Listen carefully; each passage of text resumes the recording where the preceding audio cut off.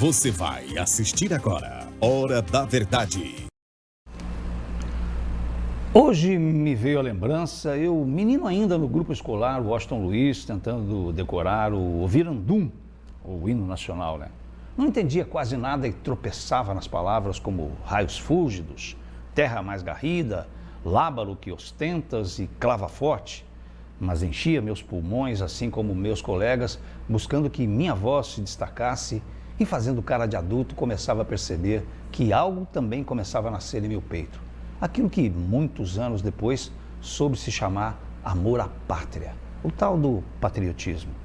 Os anos passam, chego aos meus 18 e sou recrutado para fazer o tiro de guerra. Na época, o TG 04-147 aqui em Poços de Caldas. Ali vestia o uniforme verde do Exército e todos os dias hasteávamos a bandeira nacional. Misturava então a minha voz, ainda adolescente, com mais de 200 atiradores e além do hino nacional entoávamos o hino do Exército Brasileiro. Ainda tropeçava na ordem unida e nas palavras, errando sempre duas partes da letra. Nós somos da pátria amada, quando o correto é nós somos da pátria aguarda. Em outro trecho, aí é pior ainda um pouco, a paz queremos com fervor, a guerra só nos causa a dor. E eu cantava, a guerra somos causador. Contudo, percebi que aquele sentimento de menino, já um pouco esquecido e adormecido, voltou a pontuar em meu peito, me fazendo lembrar do meu amor pelo Brasil. Chego aos dias atuais, quando já não se canta mais o hino nacional nas escolas e do tiro de guerra, os jovens querem distância. Fico a pensar como amar o que não aprendemos a respeitar. O que crianças e jovens brasileiros verdadeiramente sentem por uma nação onde só se fala em escândalos políticos, em corrupção, em luta pelo poder, em falcatruas e desvios de recursos públicos. Enfim, se sementes do amor pelo Brasil, que não é de partidos e movimentos políticos, assim como a democracia também não pertence a ninguém, não forem novamente plantadas no coração das crianças e dos jovens, seremos tão somente um país, nunca uma nação.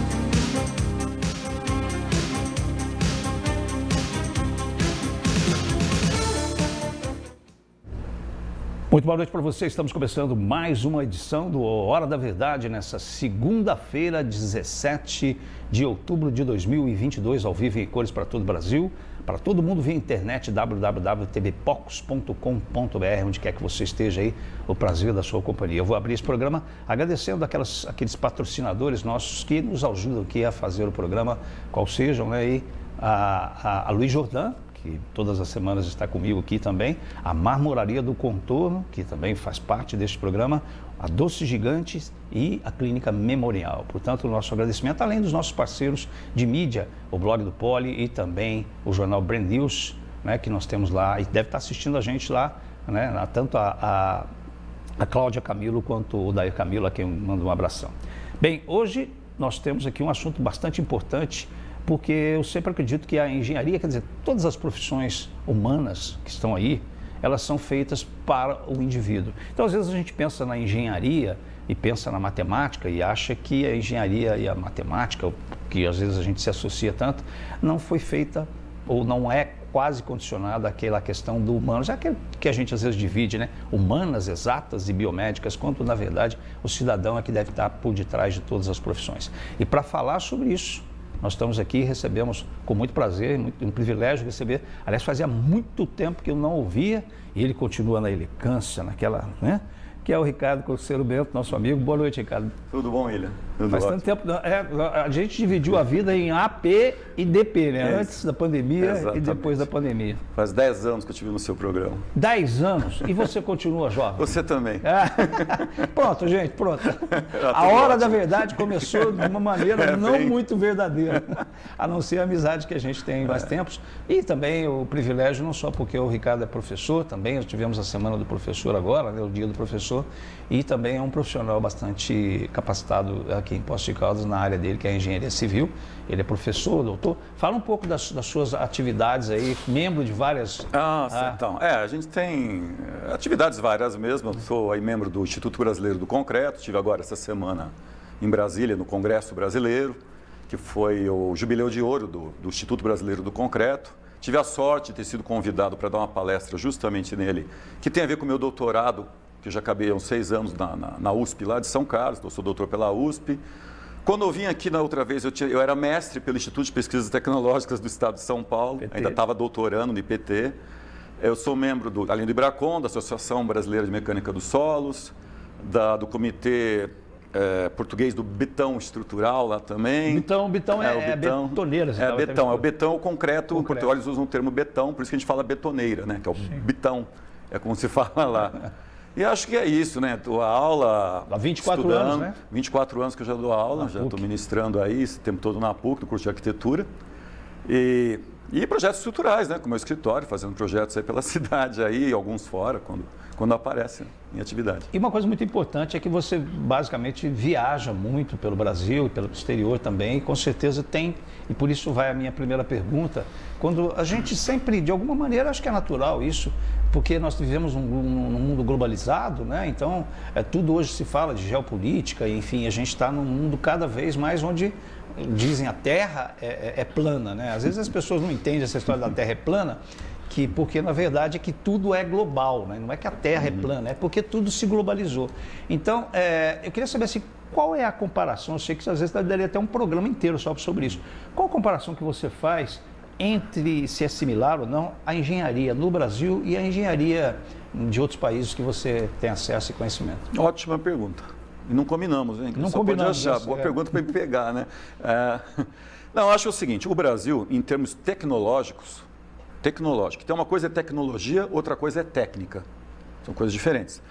Em termos tecnológicos, por exemplo, do concreto, nós tivemos agora no Congresso, veio o presidente da associação do ACI, que é a American Concrete Institute, veio o presidente, que é um japonês, né, do Comitê Europeu do Beton, que é em francês o Beton, né, Comitê Europeu do Beton, e a gente vê que tanto a discussão que foi de sustentabilidade, mas mesmo técnicas construtivas, a gente não pede para ninguém. Até ultrapassem algumas coisas, assim, como relativo, principalmente à sustentabilidade mesmo. Nós temos muita tecnologia no Brasil, muita gente que estuda, e isso não é o problema. Então, em termos de tecnologia, eu acho que nós somos muito bons. Controle do concreto, do aço, estruturas, tanto que o Brasil está aí com as suas obras até hoje muito importantes. Hidrelétricas, nós somos expoentes nesse sentido também. O problema que eu vejo maior assim é a parte técnica, porque nós somos muito atrasados, eu me incluo, o brasileiro é muito conservador. Então, por exemplo, enquanto um americano vive desde o pós-guerra com os edifícios todos com paredes de drywall, que a gente chama o gesso acartonado, a gente não quer aqui aquele... que não é, eu até brinco com meus alunos, não é firme. A gente quer a parede de tijolos, né? Que é um atraso. Isso aí a gente nunca vai ter dessa maneira, por exemplo, um desempenho, uma performance das nossas construções, como se tem no exterior. Por outro lado, eu sei, a gente emprega muita gente dessa maneira. A nossa mão de obra, né? O Brasil, a construção civil emprega demais. Mas é um atraso que a gente tem que conseguir desenvolver e melhorar. E nós temos assim, isso que a gente já conversa, nós temos assim, de 10 anos atrás que eu estive aqui no teu programa e falei muita coisa, reclamei demais.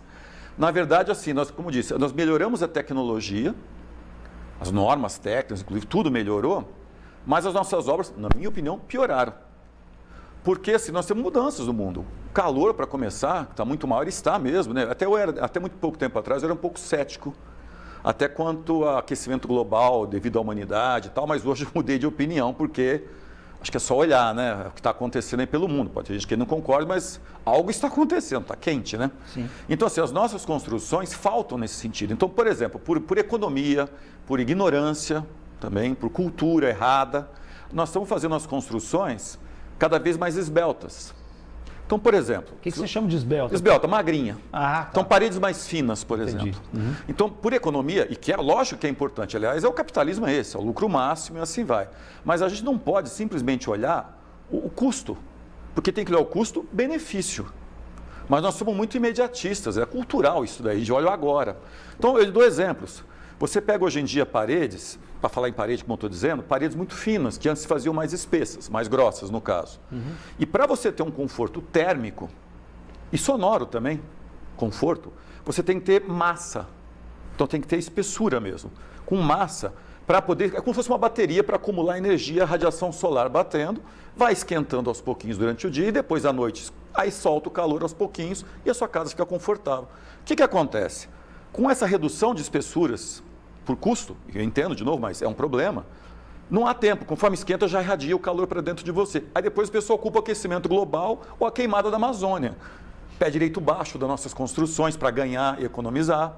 Então nós estamos perdendo qualidade construtiva, eu entendo, em prol de economia, e está muito cara a construção, acho que fazia tempo que não estava tão cara, né? Pós-pandemia estourou o preço de tudo, só que em termos de conforto nós estamos perdendo demais. E o que a gente faz? Como a gente está agora, né? Eu pedi ainda, né? Liga o ar-condicionado. Aí depois vamos falar que nós somos preocupados com a sustentabilidade e tal, só que nós já começamos fazendo errado.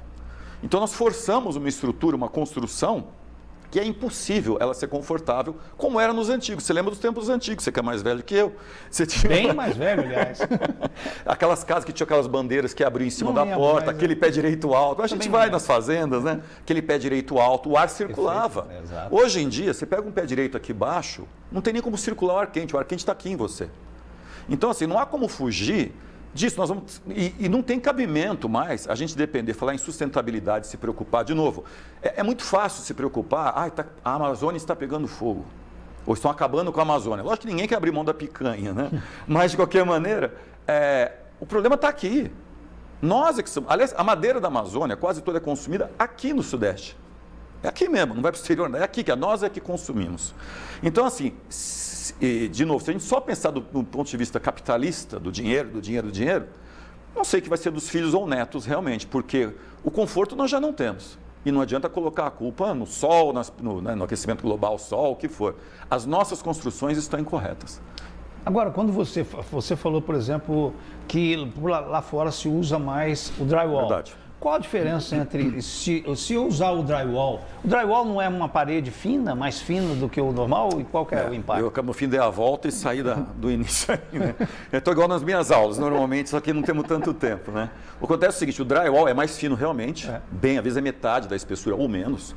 Só que quando você tem, por exemplo, em gesso, estou dando exemplo de gesso acartonado, que tem aquele papel dos dois lados, que recebe acabamento normal, dentro dele, para funcionar, tem que ir um enchimento de lã de vidro, lã de rocha. Vai aquele material dentro que ele dá o conforto termoacústico, então, tanto para o calor quanto para o som. Lógico, sem aquilo você não vai ter o desempenho adequado, mas com aquilo lá, o desempenho de uma parede de tijolos, como uma parede daquela, para nós, para o sentimento humano, para nosso feeling aqui, é a mesma coisa. Nós não vamos sentir a diferença. Então o desempenho é igual, com uma espessura menor, e veja a diferença. Você faz, hoje em dia mesmo, assim, de novo, é cultural, não é só aqui em Poços, em todo local. Você faz um prédio aqui, eu tenho prédios aqui de 20 pavimentos calculado. Aí você levanta tijolo, bloco cerâmico, lá até o 20º andar. O peso por metro de uma parede dessa, acabada, é coisa de 450 a 500 quilos por metro. Se você faz com uma parede dessa, não digo externo, claro, mas internamente, por causa de chuva, tal, mas internamente, as divisórias, você vai ter um peso aí de 12, 15 quilos por metro. Você imagina o peso disso no prédio inteiro, o que você não economiza no concreto da estrutura e na fundação. Então não faz sentido, por um mero costume nosso. Na Europa, tem, as obras antigas é óbvio, mas tudo que são feitas as reformas são com esse tipo de acabamento. Então assim, eu sou defensor, porque você vai economizar no final, mesmo que fosse mais caro essa parede em relação às nossas de tijolos. E não é. Cidades grandes centro de São Paulo, Campinas, aí é até mais barato. Aqui nós temos uma facilidade muito grande com material, né? Tijolo vem aqui de perto, areia. Mas imagina uma cidade como São Paulo, que a areia mais próxima ali de qualquer ponto está a mais de 100 quilômetros de distância. Só o frete disso. Então isso é que tem que se pensar no conjunto. Que, aliás, aí que eu entro no meu doutorado, que é a avaliação de ciclo de vida, que é justamente o conjunto avaliado. Agora, eu acho essas informações de suma importância, principalmente para todos nós que somos leigos, e aí a gente escuta, aliás, até brinquei com você que hoje nós estamos cheios de especialistas, por isso que eu não vou usar o termo para você não. Mas uma pessoa que entende, que faz isso diariamente há tantos anos, né, e está com todo esse conhecimento. Agora, o porquê que, você disse, acho que a característica fundamental é que isso custa mais caro, no caso do concreto, no caso das paredes, né, e que o drywall seria um caminho natural. Por que que, então, as construtoras, e eu digo construtoras num aspecto bastante amplo, elas não utilizam o drywall, já que existe toda uma defesa sua que eu acho que é bem plausível? as construtoras na busca do lucro, aquela coisa, tem muita culpa de muita coisa, mas essa ela não tem. Eu acho. Vai falar, apontar o dedo, culpa dos outros também é fácil, mas elas não têm. A culpa é da sociedade, William. Sim. A sociedade com a sua cultura, com as suas manias. Eu brinco muito, não sei se eu devia falar isso na televisão, eu brinco em sala de aula, eu falo para os meus alunos. Fala só para mim, que estamos só nós dois. Infelizmente, muitas vezes eu brinco em sala que é assim, o palpite do amigo, do primo, do cunhado, bêbado no churrasco domingo, a opinião dele é mais importante do que um técnico especializado. Entendi. O brasileiro é assim, a gente é metido a saber de medicina, de construção e teimoso. Sim, é um pensamento meu, a gente deve estar me vendo ali, deve estar bravo porque eu estou falando isso agora, mas eu já estou com 55 anos, mais de 30 de formado, e eu estou cansado. A gente não evolui, né? O Brasil é muito lento. Mas, por exemplo, esse tipo de parede para reconstruções, como aqui provavelmente até deve ser, eu não sei, mas comerciais, já virou normal. Você faz um pavimento todo aberto e faz as divisórias como você quiser. Sim. Residencial que é a grande resistência das pessoas de não querer fazer. Mas cidades maiores, Campinas, eu já tenho registro que já está acontecendo nos edifícios. A planta livre, você faz a divisão como quiser e é feita dessa maneira. Tirando banheiros, assim, porque você tem que ter uma aprumada. Não que não pudesse, até pode, mas evita. Mas está chegando. Só que é lento, você vê. Mas, Ricardo, eu acredito que a culpa é da sociedade. Mas veja bem, quando você, que é leigo, vai construir uma casa, alguma coisa assim, você se aproxima de engenheiros, de arquitetos, de uma série de pessoas. E você, usualmente, não tem o conhecimento técnico para dizer o seguinte, não, eu quero que essa parede seja de drywall, ou eu quero que essa parede seja de concreto. Tá. E aí, fica no abstrato, para dizer o concreto. Sim, mas eu não concordo do mesmo jeito, sabe? Porque eu vou te fazer comparativamente, porque a gente pensa muito comercialmente, porque o investimento numa casa é um dinheiro muito grande. Perfeito. Se num carro a gente já não faz, como é que é carro? Preto, prata e cinza. Preto, branco e cinza. Sim. Por que a gente compra preto, branco e cinza? Vai para a Europa, é tudo colorido. Porque a gente, quando compra no carro, a gente já está pensando na venda. Perfeito.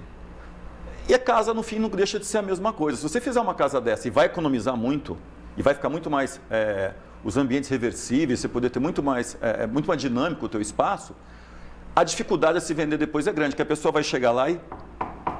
Não sei se pega o barulho. Mas não tem nenhuma diferença. Nenhuma. Só que quem precisa de projeto? Tem que ter arquiteto. Você mesmo falou. Sim. Quem que é arquiteto? A pessoa às vezes vem no papelzinho de pão lá e eu quero fazer isso aqui. Tem que ter arquiteto, porque para fixar armário, às vezes precisa de algum reforço, algum detalhe. Não que precise em todos. Mas é uma coisa... Gente, se Estados Unidos usa... O americano pensa em dinheiro o tempo inteiro. O americano usa isso aí há 70 anos. O europeu usa isso. Achar que só nós estamos certos aqui é muita pretensão. E nós somos pretensiosos. Sim, sim. Ricardo, abrindo assim, um pouco mais o leque, hoje a gente tem um conceito que faz parte até dos nossos temas aqui, que a gente combinou alguns temas. A gente não combinou o que ia falar. Não. Né? Eu até propus falar sobre sexo, mas nem eu nem ele estamos entendendo mais nada disso. Agora, a questão das cidades inteligentes.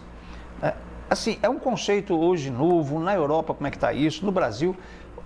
O que você acha das cidades ditas inteligentes? O que é a cidade inteligente? Porque muita gente, ou a gente só ouve falar. A gente está aqui no Brasil muito mais ouvindo do que outra coisa, né? Cidades inteligentes é uma coisa que se fala aí desde 2005, 2008, alguma coisa assim. É quase que um sinônimo você falar uma cidade inteligente e cidade sustentável, tá? Sim. Poços, inclusive, é signatária, faz parte de um projeto antigo lá atrás, é que a pandemia, 2016, 2017, do projeto do governo de cidades sustentáveis e tal, ou as cidades inteligentes, mas especificamente cidade inteligente. Quando se fala de cidade inteligente, por isso que eu acaba pegando como sustentável também, seriam as cidades quase que deveriam ser de qualquer maneira, como Brasília, que acabei de estar lá, tem muita coisa inteligente pensada por Lúcio Costa. Né? Quando fiz o projeto, o pessoal acha que são as asas, né? As asas, o eixão, tudo, e funciona. Funciona mesmo. Não é muito para pedestre, mas funciona. Para carro é um show, né? Então, assim, uma cidade inteligente, quando a gente fala, o que ela trata? Por exemplo, coisas que a gente tem até aqui em Poços, algumas. Agora, por exemplo, tivemos aí, eu acho que completou, por exemplo, a iluminação em LED. Sim. Isso faz parte quando se fala em cidade inteligente. Tem cidades que têm sensores, por exemplo, para controlar o fornecimento de água e esgoto. O que aqui no Brasil é um problema. Nós temos um desperdício absurdo na rede. Cidades como Poços, maior ainda por causa do relevo. O pessoal aí do DEMAI vai me confirmar, né?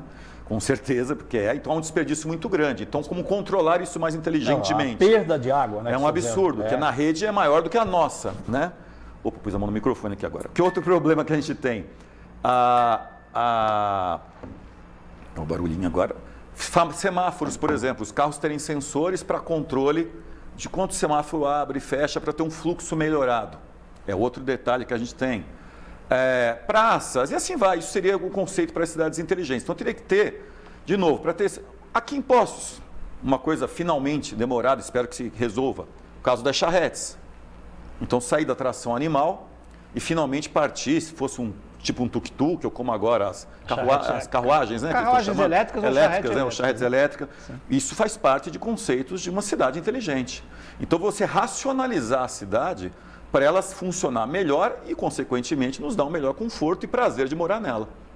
Basicamente, seria isso, que a gente teria o conceito de cidade inteligente. Agora, a cidade inteligente, ela entra muito nesse processo de tecnologia.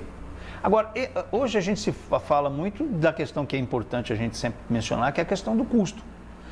Para você ter uma cidade inteligente, é preciso ter dinheiro, ou não? Ou eu estou enganado? Não, acho que você tem que ter investimento aí. E, de novo, eu faço o sinônimo. Inteligente e ou sustentável, há necessário alguém paga a conta. Sim. Né?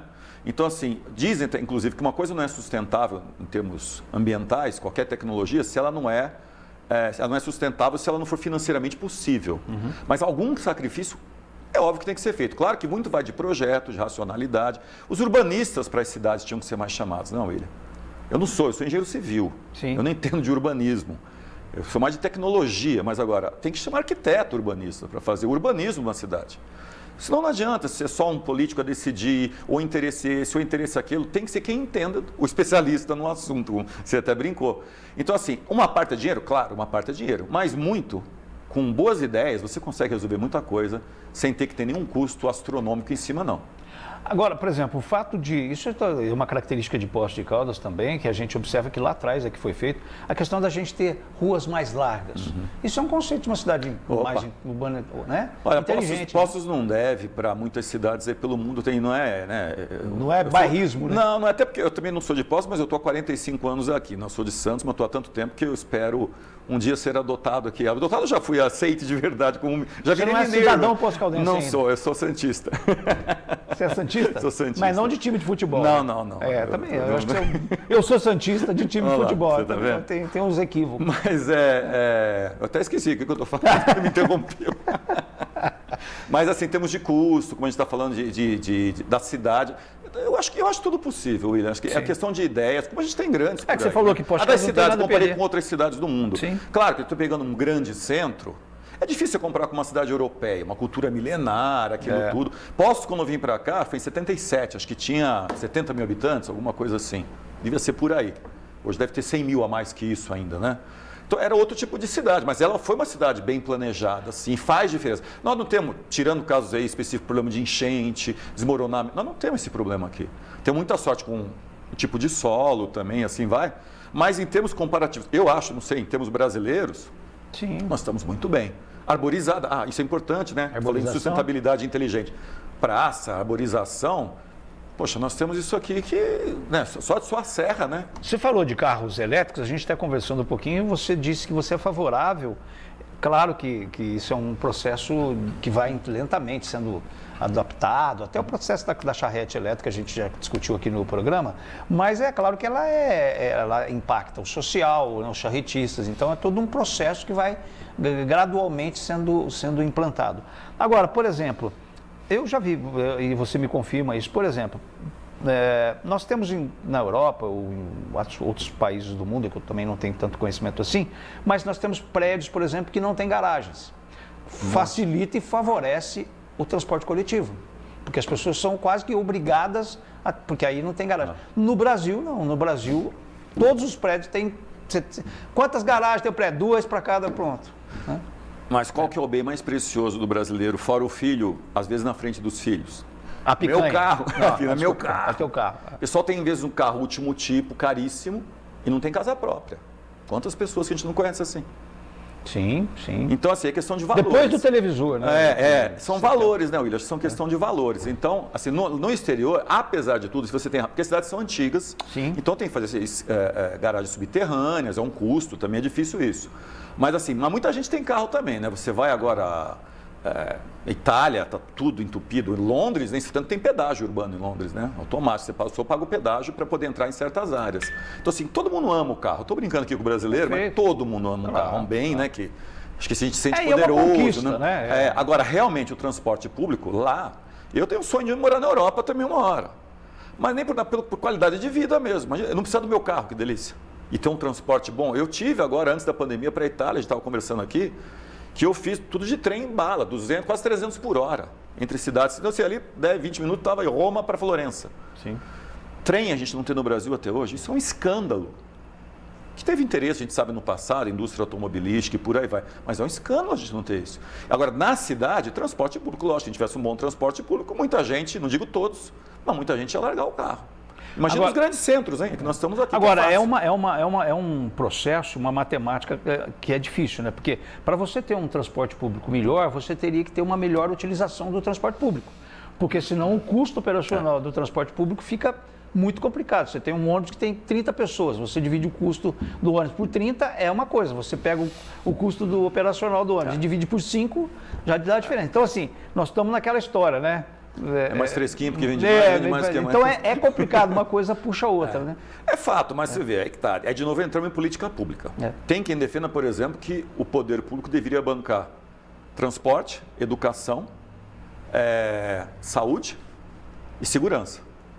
Sim. Então vai do que cada um acha a esse respeito. Quer privatizar? Vai ser mais difícil mesmo.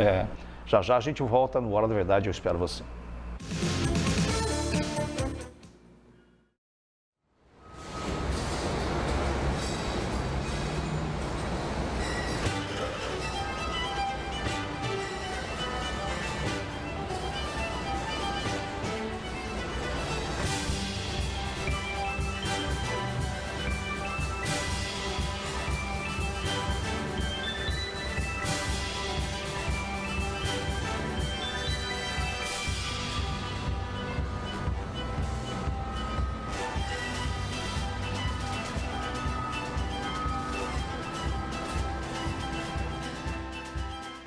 Atendendo pacientes desde o ano 2000, a Clínica Memorial atende mais de 100 pacientes diariamente. Nesses mais de 20 anos de atuação, foram diagnosticados e tratados mais de 10 mil pessoas com diversos tipos de câncer.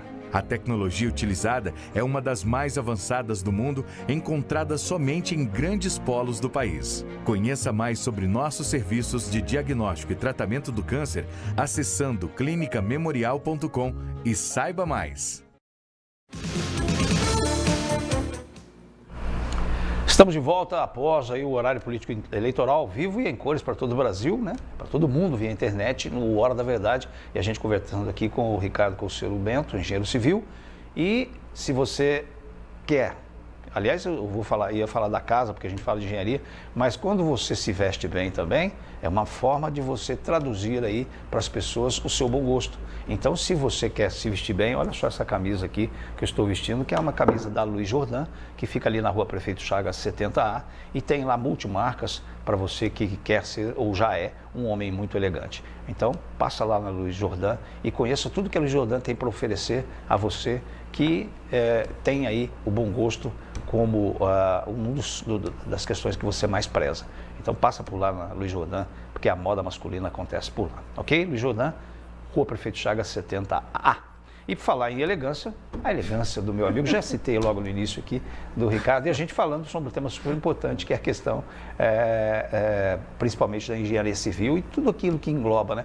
E falando sobre engenharia civil, eu abri o programa dizendo que às vezes a gente não faz uma relação entre, por exemplo, eu vi muito isso quando a gente falava de construções, principalmente conjuntos habitacionais, que foram construídos ao longo do tempo em várias cidades do Brasil, acho que em Poços também, onde se tinha os conjuntos habitacionais lá e tal, e não se tinha infraestrutura. Quer dizer, aí não tinha creche, não tinha hospital, não tinha nada. Hoje isso já é quase obrigatório dentro das questões de construção? Olha, ou é obrigatório?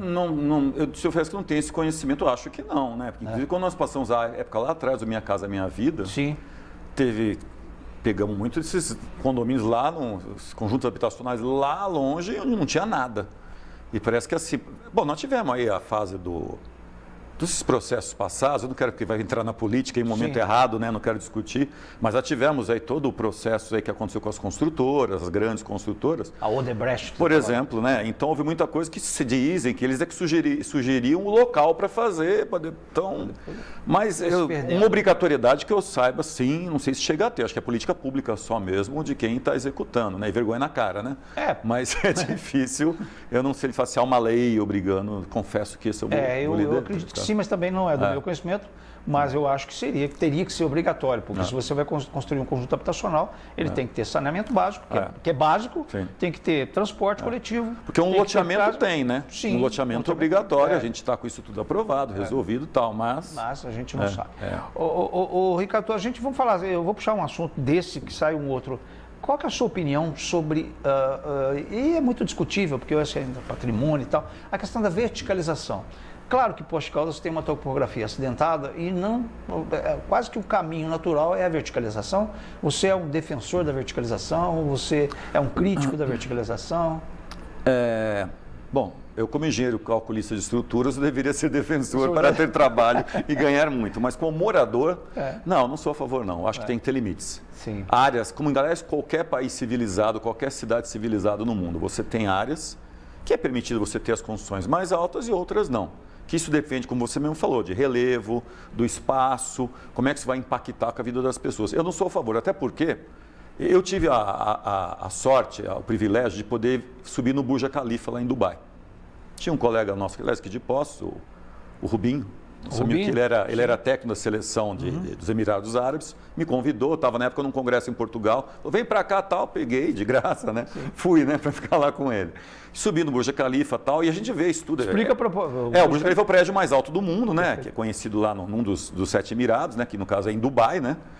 Tivemos em outros lá tal, e subi, é muito legal para você, com um engenheiro, imagina quem o fez, né? Quem executou, mas a gente visitar é uma emoção mesmo, que é impressionante. Sim. É impressionante, é muito alto. E assim, é bonito e tal, mas assim, eu acho que para a cidade não tem valor algum. Primeiro que esses prédios muito altos, o que acontece? Você acabou de falar até de infraestrutura urbana para fazer um conjunto habitacional. Você quando faz um prédio muito alto, por exemplo aqui em Poços, vamos fazer um prédio aqui de 40 andares, 50, como faz em Camboriú, fazer ali de frente para a praça. O que vai acontecer? Você quando tem um prédio muito alto numa região, você tem uma concentração de veículos das pessoas, você vai ter que ter um esgoto concentrado de um monte de gente verticalizada. É tudo contra. Isso tem um nome que é o efeito... Não é borrão? Como é que é para limpar tinta mesmo? Aquele... E tipo que a gente coloca que absorve a tinta, aquela que tinha, me escapou o nome agora aqui, mas é um efeito que então não é urbanisticamente, eu acho péssimo, vou ser bem sincero. Então impressiona? Impressiona, você vê. Então um prédio ou outro nessas grandes cidades, eu acho que tudo bem, ou um centro que você vai em Paris, você tem toda a parte lá conservada lá dos boulevards, com aqueles andares, não lembro agora quantos que dá lá, e você tem a parte moderna lá por outro lado, lá longe, tem lá o Arc de la Défense, lá tem um centro para isso, longe. Londres é um pouco misturado, porque Londres é tudo apertado. Você tem a City, né, que chama City lá, o centro comercial, que você vai ter o prédio The Kik, alguns prédios lá e assim vai. Então, assim, a princípio, eu sou contra. Então é isso, simplificando, sim, sou contra. Para eu morar, eu sou contra. Para eu calcular, eu quero. A questão das inovações na área da engenharia. Você citou aí que, claro, o drywall, que talvez hoje já é muito mais aplicado, mas poderia ser muito mais aplicado também. A gente fala de inovação e volta um pouquinho daquilo que também foi inovador. E aí eu queria comentar a respeito da questão daquilo que foi chamado, denominado de casa de vidro. Que você contasse um pouquinho para a gente, inclusive a gente vai ilustrar, porque a gente fala muito no Brasil de um arquiteto que é famosíssimo, acho que no mundo, mas no Brasil tem uma relevância muito grande, né? Mas esse projeto aí que nós estamos mostrando, por exemplo, da casa de vidro, fala um pouco sobre isso. Aliás, isso é um levantamento a laser, né? Feito pela Universidade de Ferrara. É o seguinte, eu quando terminei meu doutorado, já tem um tempinho, apareceu uma grande oportunidade para mim, com o meu ex-orientador, que foi feito um convênio entre a Fundação Getty, a Getty Foundation, né, americana, que ela promove, financia estudos com obras modernistas, né? Sim. Que é o projeto Keep It Modern, que chama. Teve já vários pelo mundo inteiro, aqui já tivemos a FAUSP, passou por isso, que é do Artigas, e esse projeto foi o MASP também, e esse foi um projeto escolhido, que teve a direção... Isso que a gente está mostrando na tela. Isso, o levantamento foi feito pela Universidade de Ferrara, que foi chamada para fazer a laser, o jardim inteiro foi feito, tal, ele. Já que vai passar uma foto da casa em si, né, isso aí você está vendo, que é para verificar milimetricamente todos os detalhes da casa. É um trabalho sensacional. Essa casa, só para citar, é uma casa que está no bairro do Morumbi, em São Paulo, e ela foi construída em 52. Começou em 48, 49 e acabou em 52, aproximadamente. Ela existe hoje. Existe, está lá para visitação, tem um site, inclusive, porque era a casa, então, esse projeto que foi financiado, essa casa era da Lina Bolbardi, que ela fez o projeto do MASP, que todo mundo conhece, o Sesc Pompeia, é uma arquiteta italiana que veio para o Brasil, logo após guerra, né, que a Itália estava em ruínas, ela veio para cá, com o Pietro Bardi, bem famoso também. Do MASP, né? Isso, exatamente. E ela fez essa casa dela, que foi a primeira casa lá no Morumbi. Quando foi lá, antigamente era uma plantação de chá, tem foto aí que vai dar, não sei se vai chegar a passar, mas que mostra tudo em uma vegetação. E foi uma casa inovadora na época. Então ela tem, por exemplo, conceitos de casas pós-guerra para serem mais racionais, americanas. Isso é a casa atualmente. Essa casa atual. Tá vendo os pilares fininhos? Isso são pilares mistos, são de aço e concreto.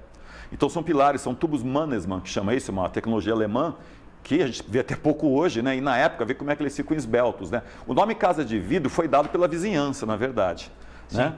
E ela, isso é o levantamento que nós fizemos no meu trabalho, que foi feito, eu peguei, acabou não fico, né, falando tanto, eu peguei a parte estrutural de avaliação, foi dividido em 4 etapas, um pessoal que fez levantamento histórico, outros cuidaram de paisagismo, outros do levantamento digital, que foi o que passou ali agora, e eu, com o meu ex-orientador, ele fez a parte de patologia da obra, os problemas que ela tinha, e eu fiz a avaliação estrutural para o uso de hoje, que é um pequeno museu, a carga é outra, né? Antigamente era uma família só, ela que morava ali.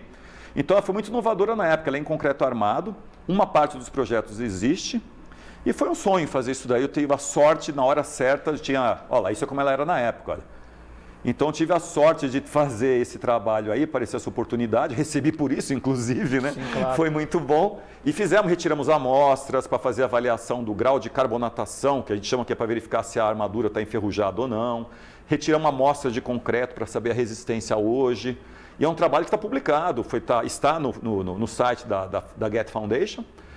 Foi apresentado na Universidade de Princeton também. E, bom, está disponível aí, né? Até depois, se alguém tiver interesse, eu passo até esse site, até passo até um e-mail depois, não tem problema nenhum. E essas imagens, esse 3D, você encontra no site da USP de São Carlos, no Departamento de Arquitetura e Urbanismo, né? Esse trabalho não foi... isso é uma foto dela na época, posando, olha como é que era o Morumbi. Nossa Senhora. Essa era a vista dela, né? Hoje, só casas para tudo quanto é lado, né? Então... Foi uma coisa originalíssima na época. Isso é a Lina já, obviamente, com mais idade, já falecida, né? E ela ganhou ano passado por um orgulho, né? Eu citei o arquiteto mais famoso do Brasil, não citei o nome, que é o Niemeyer, né? Que tem lá, você teve em Brasília agora, viu lá? Tudo Niemeyer. Tudo é Niemeyer. E aqui até em Poços a gente tem um projeto que parece que não foi aprovado, foi aprovado, mas não deu andamento, que foi a questão do... Até o Marcos Stone, meu amigo vereador. Faz um tempo já. Mas já faz um tempo. Agora, quando a gente fala de inovações, por exemplo... Quais são as inovações que você observa hoje em termos de instrumentos, de mecanismos, de material que a engenharia vem trazendo aí para a gente? Só para não perder, a Lina ganhou o Leão de Ouro de Veneza no passado, que é uma arquiteta ítalo-brasileira, e os únicos brasileiros que já ganharam foram justamente o Niemeyer, foi na Bienal de Veneza no passado, e o Paulo Mendes da Rocha também, que é muito famoso. E ela ganhou agora e foi a primeira mulher com obra construída no mundo a ganhar esse prêmio. Então, assim, é um orgulho brasileiro. Perfeito. Né? E que não é muito falado, né? Você vê, a gente tem um... Pois a gente até conhece a obra e é uma pessoa muito importante, tem vários livros sobre a vida dela, é uma pessoa muito importante para a arquitetura, né? E para a engenharia, consequentemente.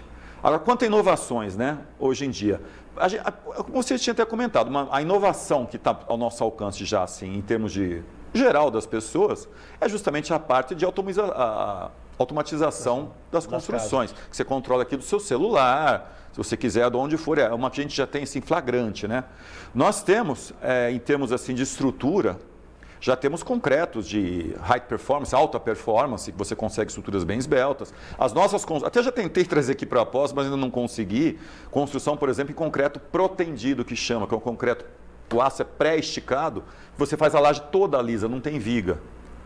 Que você racionaliza a construção também. Que aí não custa, praticamente empata, mas as pessoas ainda têm um pouco de resistência, um pouco de medo. Vamos ver se a gente consegue aqui trazer para alguma construtora fazer para valer, que a gente vai conseguir estruturas em aço, que a gente tem aí, também está numa moda agora aí, algumas boas, outras não, mas está sendo feito com proteções contra incêndio, a própria estrutura, você já tem muito disso, né? Fundações, e como eu disse, o próprio conhecimento tecnológico nosso é muito grande, né? Acabamentos, que a gente tem muito, acabamentos para revestimento, piso, com segurança, anti-chama, casos como a gente viu, lamentáveis, como por exemplo uma Boate Kiss, um absurdo aquilo lá, né? E não tem motivo algum para passar por aquilo, a não ser fazer regularmente, claro, né? Então a gente tem material para tudo hoje em dia. Nessas feiras você vai, mas é caro? Não, tem coisas que não são caras. São, de novo, como eu lhe disse, resistência natural, que o brasileiro, nós somos conservadores. Eu acho que é mais isso, tá? A gente falando de construção, eu quero colocar aí as imagens que eu sempre coloco toda semana da Marmoraria do Contorno, ela do meu amigo Tiãozinho, na Vereador Edmundo Cardillo, 2615. Por lá você encontra tudo isso que você está observando aí, as pedras, né? Os mármores, os granitos, tudo aquilo que pode deixar a sua casa ainda mais bonita, né? E se você está construindo, né? Vale a pena você dar uma chegada lá, pegar uma consultoria lá, uma assessoria com o Tiãozinho, que está aí na imagem, para que você possa aí ter um resultado muito melhor, deixar a sua casa muito mais bonita, ou a sua construção que está se iniciando também, ok? Passa lá, Marmoraria do Contorno, Vereador Edmundo Cardillo, o telefone está aí, o número 2615 3713 1565. Bom, quando a gente fala então de construção civil, você falou agora da questão das cidades inteligentes, mas eu queria voltar num ponto que a gente também conversou um pouco fora do ar aqui, que era a questão do carro elétrico e de que você defendeu no papo nosso, não sei se você vai continuar defendendo, porque agora nós estamos em todo o Brasil, que era um papo muito nosso, que é a questão do etanol. Em relação ao carro elétrico, você defendeu a questão do etanol. Então, lógico que toda iniciativa quanto à sustentabilidade é melhor. Só para poder contextualizar. A gente tem que entender o seguinte, por exemplo, no final do século XIX, 1898 para ser mais exato, houve um congresso mundial sobre urbanismo, acho que era esse o tema, em Nova York. Qual que era o problema do mundo? O cavalo, especificamente o esterco de cavalo, que era um terror, as janelas tinham que ser fechadas, se morria mais gente atropelada por carruagens, por cavalos do que por automóveis hoje, era um terror. Surgiu até o termo merda, porque era justamente os cavalos que assistiam no teatro, ficou famoso isso, né? Os cavalos, as carruagens chegavam, e quanto mais cavalo, mais merda de cavalo. Era por isso que ficou no teatro? Exato, por isso que surgiu esse termo. Quando fala merda para você, justamente por Tanto que se dizia na época, a humanidade estava num cheque, como a gente está agora, que não sabia sobreviver sem o cavalo ou ao cavalo. E hoje nós estamos numa coisa parecida, para falar em combustíveis fósseis, né? Gasolina, etanol, o que for. Então é o seguinte, a pesquisa existe, é ótima, mas assim, hoje, estou falando de hoje, para o Brasil, o carro movido a etanol, a álcool, que a gente falou etanol, ele é menos impactante para a natureza, então ele é mais sustentável do que o elétrico, hoje. Porque todo o impacto de construção da bateria, a produção de energia, apesar da nossa energia no Brasil ser das mais limpas, é um impacto muito grande. A Europa, por exemplo, não. A Europa quer trabalhar com o elétrico. Mesmo na Europa, hoje, tem pesquisa, eu tenho lá, inclusive, recentíssima. O carro a diesel na Europa ainda é menos impactante do que o elétrico. Poxa, mas por que as construtoras na Europa querem parar já até 2030, algumas, de fabricar carros a combustão e fazer só elétrico? Porque estão pensando no futuro para eles, porque para eles a energia caro, mas assim, o elétrico, ele, de qualquer maneira, aqui, localmente, ele não tem emissão nenhuma.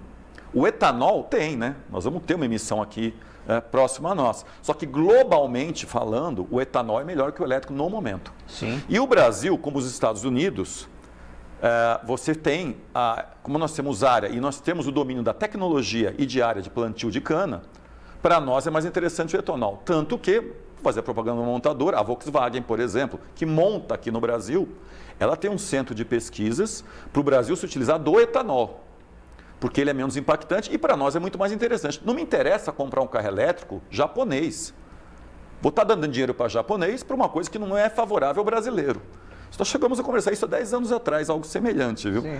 E você vê que as coisas não mudam. Então, assim, é bom, eu acho interessante o carro elétrico para transporte público, no momento, de novo, no transporte público. Nesse caso, como acabamos de falar das carruagens, esse tipo de coisa pontual, veículos então públicos que a gente tenha. E eu acho que para as pessoas aqui no Brasil, no momento, é mais célula de hidrogênio e uma coisa assim, uma vida etanol. fazer uma pergunta do meu amigo Luiz Bertozzi, que ligou para a gente, que está assistindo o programa, obrigado pela audiência aí, sobre a questão de veículos leves sobre trilhos. Isso parece que não tem a ver com engenharia, mas a gente está falando também da questão do desenvolvimento sustentável, de cidades inteligentes que compõem aí, né? No caso do VLT, né? O Ulisses está fazendo perguntas, não é muito para o engenheiro civil, né? Mas é quem estuda genericamente, tudo bem, né? A gente sempre está vendo aí. Não, eu acho sensacional isso, cara. É bom te falar, até você pegou a deixa, né? Transporte público, realmente, né? Eu cheguei a andar em VLT no Rio de Janeiro, sei lá, pandemia, eu perco o tempo, foi antes da pandemia, né? E que eu cheguei a visitar lá, quando eu cheguei no aeroporto ali no Santos Dumont, você atravessa praticamente assim, uma avenida ali, você pega o VLT e você pega aquele trecho do Rio Maravilha, que você vai no Museu da Manhã, vai até o Aquário, muito interessante, sensacional. O VLT é perfeito, ar-condicionado, tudo certinho, paga, tudo eletrônico. Eu acho maravilhoso, que bom se aqui em Poços pudesse, quase tivemos algo que era semelhante ao nosso monotrilho, né? Mas é um veículo sobre trilhos. Não deixa de ser algo semelhante a isso. É uma das soluções, claro, né? Que a gente vai ter aí, né? Que bom se... Mas é dinheiro, né? Como você mesmo falou, né? Não é fácil. Ô, Ricardo, a gente está chegando ao final, eu queria deixar um espacinho aí para suas considerações finais, agradecendo mais uma vez por todo o seu conhecimento e aquilo que você trouxe para a gente aí, que com certeza nos enriqueceu bastante. Vou agradecer a você e a todos, né, que tiveram a paciência. Não falei tanto de estrutura, né, que é a minha área específica, mas a sustentabilidade. Agradeço a oportunidade de falar da Casa de Vidro, né, que é tão importante para o Brasil, isso e muita pouca gente conhece. E apesar de não sei se vai acabar nos vendo, talvez pelo YouTube, eu queria fazer um agradecimento especial ao professor Paulo Helene, que é o presidente do Instituto Brasileiro do Concreto, que me convidou para dar palestra em Brasília. Ele, inclusive, foi presidente da minha banca de doutorado. É uma pessoa das mais generosas que eu já conheci. Espero que ele consiga um dia, quem sabe, ver o programa. Fala para ele assistir pelo YouTube, depois fica gravado, né? E um agradecimento especial a ele, que eu devo muito a ele. E meu orientador de doutorado, o professor João Adriano Rossignolo, também, não posso esquecer de maneira alguma. E a você, claro. Muito obrigado, então, Ricardo Couceiro Bento, né? A gente teve um papo concreto também com algumas coisas abstratas. Um abraço ao Ricardo aí, muito obrigado pela presença dele aqui, principalmente a sua presença. Na próxima segunda-feira estaremos de volta aqui e eu espero continuar contando com a sua audiência. Um grande abraço, uma ótima semana para você, fica com Deus, até já.